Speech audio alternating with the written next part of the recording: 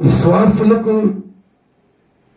తెలియవలసిన 8 విషయాలు కూడా నేను చెప్పాలని ఆశపడుతున్నాను.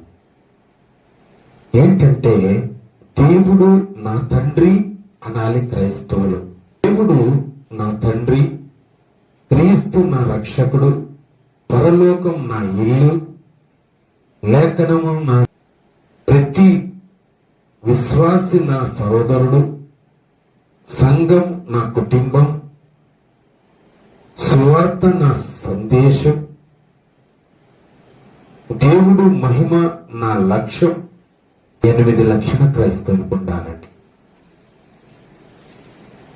అప్పుడే ఈ 8 లక్షణాలు నీలో ఉన్నట్టయితే అప్పుడు నీ విశ్వాసం ఎందు స్థిరంగా ఉండాలి, సత్యం ఎందు స్థిరంగా ఉండాలి, ప్రేమ ఎందు స్థిరంగా ఉండాలి, పరిశుద్ధత ఎందు స్థిరంగా ఉండాలి, సత్కారములు ఎందు స్థిరంగా ఉండాలి.